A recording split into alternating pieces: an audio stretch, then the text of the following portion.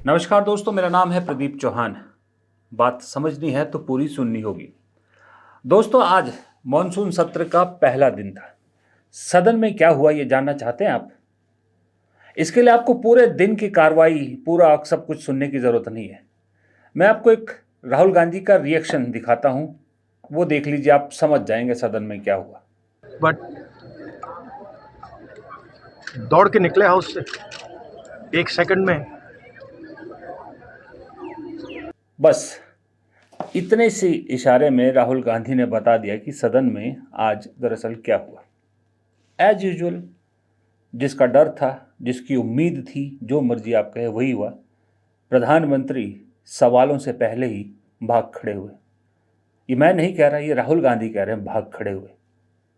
हम इस शब्द का इस्तेमाल नहीं कर सकते क्योंकि प्रधानमंत्री एक संवैधानिक पद है, लेकिन प्रधानमंत्री सदन में तो नहीं थे, सदन से निकल गए थे, चले गए थे, ये तो तय है। और राहुल गांधी ने सिर्फ इतनी सी बात कह के इशारों इशारों में जो मौज ली है, जो चुटकी ली है, वो अपने आप में बताता है कि दरअसल इन 11 सालों में क्या बदला है।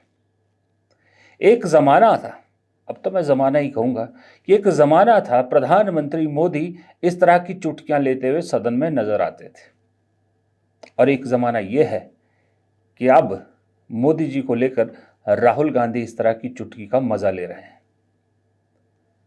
दरअसल प्रधानमंत्री को सदन में आज रुकना ही नहीं था, ये तो हम पहले से जानते थे, क्योंकि वो जानते थे सदन में रुकेंगे तो विपक्ष हल्ला मचाएगा। विपक्ष हल्ला मचाएगा, विपक्ष बोलेगा, तो जाहिर सी बात है इतने सवाल उठेंगे, इतने सवाल पूछे जाएंगे और सारे सवालों का जवाब प्रधानमंत्री से मांगा जाएगा। तो प्रधानमंत्री कहां से जवाब देंगे, क्योंकि उनके पास जवाब है ही नहीं। इसलिए उन्होंने बेहतर समझा कि सदन के बाहर खड़े होकर कहने को तो कहा, मीडिया को संबोधित किया। ये बाकी मैं डॉक्टर उन मुकेश कुमार की मैं बात सुन रहा था, उससे बहुत सहमत हूं। ये शब्द हमने पहली बार सुना, मतलब आजकल ही सुना है कि प्रधानमंत्री मीडिया को संबोधित करेंगे, वरना मीडिया से इंटरेक्शन करते हैं, प्रधानमंत्री मीडिया से बातचीत करेंगे, ऐसा होता था। मीडिया को संबोधित करेंगे मतलब मीडिया को भी क्या, चुनावी सभा में आने वाली जनता समझ लिया है। अपना भाषण दिया और निकल लिए प्रधानमंत्री। सदन में नहीं गए क्योंकि सदन में सवालों की बारिश होनी थी।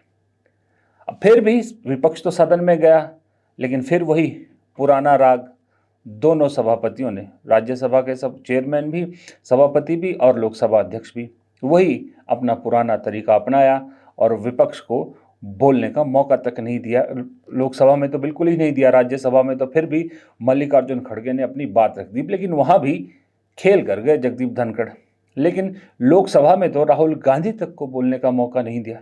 जो हाउस में डिफेंस मिनिस्टर को बोलने देते हैं, उनके लोगों को बोलने देते हैं, मगर अगर विपक्ष का कोई कुछ कहना चाहता है तो अलाउड नहीं है। मैं लीडर ऑफ अपोजिशन है, मैं लीडर ऑफ अपोजिशन हूँ, मेरा हक है, मुझे तो कभी बोलना ही नहीं देते हैं। तो ये एक नया अप्रोच है।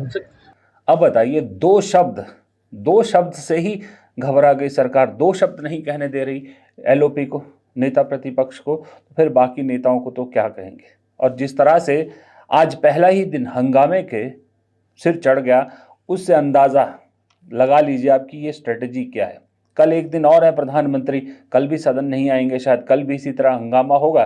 परसों से तो प्रधानमंत्री वैसे ही विदेश दौरे पर हैं 1 हफ्ते के लिए, फिर सदन में जो मर्जी होता रहे, उनकी सेहत पे कोई फर्क नहीं पड़ता। दरअसल सवाल ये उठता है कि मोदी जी राहुल गांधी से इतना क्यों डरते हैं, या मोदी जी सदन से क्यों भागते हैं। उसकी वजह यह है कि आज की डेट में जो तीखे सवाल राहुल गांधी उठाएंगे उनका जवाब नहीं है। राहुल गांधी ने जितने पहले भी सदन में सवाल उठाए, खास करके जब से वो एलओपी बने, किसका जवाब आपको ठीक से मिला? हमेशा वो सवाल चुभे ही हैं। और इस बार तो पहलगाम से लेकर ऑपरेशन सिंदूर से लेकर ट्रंप तक बहुत सारे सवाल है, एसआईआर तक कितने सवाल हैं। और सबसे बड़ी बात है कि प्रधानमंत्री बोलेंगे तो क्या बोलेंगे। ट्रंप को लेकर प्रधानमंत्री कुछ नहीं बोल सकते, क्योंकि वो जानते हैं कि जैसे ही अगर वो सदन में ये कहेंगे कि ट्रंप झूठ बोल रहे हैं, तो उधर उनके परम मित्र अडानी जी पर शिकंजा कस जाएगा। आपको मालूम है कैसे शिकंजा कसेगा, और साथ में वो जो ट्रेड उसको लेकर डील जो साइन होनी है दोनों देशों में, वहाँ फंस जाएंगे मोदी जी। तो इसलिए ट्रंप को लेकर जुबान बंद रखना ही बेहतर है। अब सदन में खड़े होंगे, सवाल पूछे जाएंगे तो जुबान तो बंद नहीं रख सकते, वहाँ तो कुछ ना कुछ बोलना ही पड़ेगा। इसलिए बेहतर है कि सदन से दूर ही रहो, सदन से दूर रहो, अपने वर्ल्ड टूर पे फिर निकलो, और जब आएंगे तब की तब देखी जाएगी। ऊपर से प्रधानमंत्री माशाअल्लाह कहते हैं कि ये उत्सव सत्र के रूप में मनाया जाना चाहिए इसको। मुझे समझ में नहीं आता कि हर चीज़ को उत्सव कैसे बना लेते हैं प्रधानमंत्री। पहलगाम में निर्दोष लोगों की जान गई और प्रधानमंत्री कहने से उत्सव सत्र की तरह मनाया जाए। सारा मामला तो वहीं से शुरू हुआ था ना, वो 4 आतंकी आज भी कहीं ना कहीं जिंदा है, ना वो पकड़े गए ना मारे गए, कातिल आज भी जिंदा है, और प्रधानमंत्री कह रहे उत्सव सत्र की तरह मनाइए इसे। ये तो वैसे ही हो गया जैसे ऑपरेशन सिंदूर के नाम पे घर घर सिंदूर बांटने की योजना बनाई थी, वो तो उल्टी पड़ गई। अब ये सत्र को उत्सव सत्र कहकर उन जो पहलगाम में आतंकियों के निशाने बने थे लोग, उनके जख्मों पर नमक छिड़क रहे हैं, उनके परिवारों के जख्मों पर नमक छिड़क रहे हैं। इस सोच भी कैसे सकती है सरकार की ऐसी चीजों को उत्सव का नाम दिया जाए। अजब है, हर चीज को अपने हिसाब से अपने फायदे के लिए इस्तेमाल करिए। अजीत डोभाल कहते हैं एक कांच तक नहीं टूटा, और जम्मू के पुंछ इलाके वगैरह में लोगों के घर तबाह हुए, लोगों की जाने गई, कुछ नहीं। ट्रंप भी कह रहे हैं कि 5 जेट जो है वो गिरे हैं। अब ये नहीं कहा उन्होंने किसके जेट गिरे हैं, क्या गिरे हैं, लेकिन वो कह रहे हैं 5 जेट गिरे हैं और मैंने जो है वो सीज फायर करवाया है। या तो ट्रंप झूठ बोल रहे हैं या डोभाल झूठ बोल रहे हैं। प्रधानमंत्री की दुविधा यह है कि दोनों में से किसी को भी झूठा नहीं बोल सकते।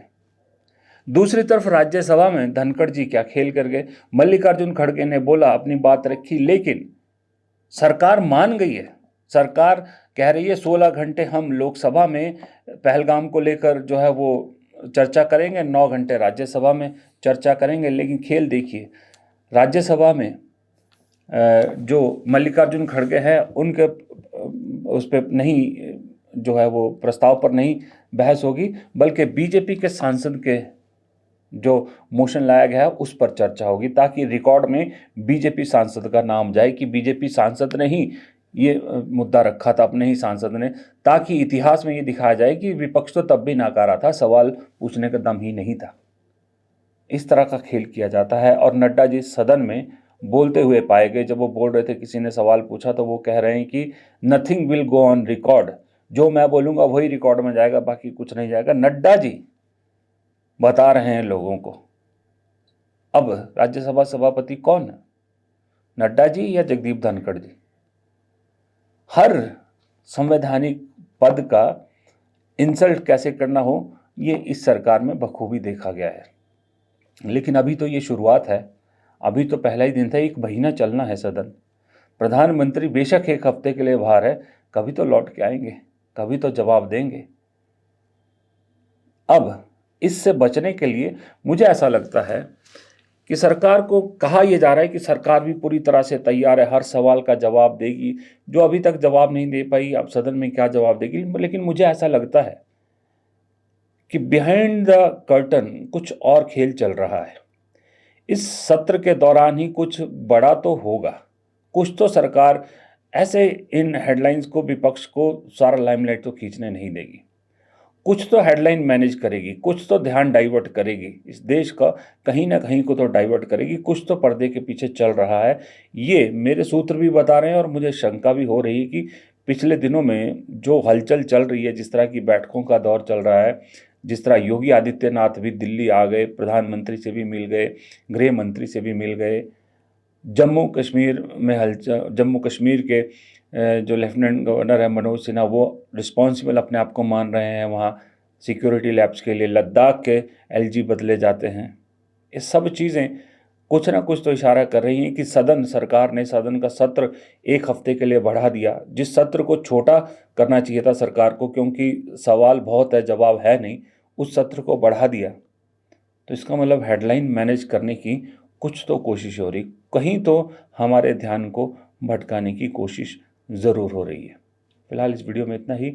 वीडियो पसंद आया तो वीडियो को लाइक कीजिएगा, शेयर कीजिएगा और कमेंट बॉक्स में अपनी राय ज़रूर दीजिएगा। नमस्कार।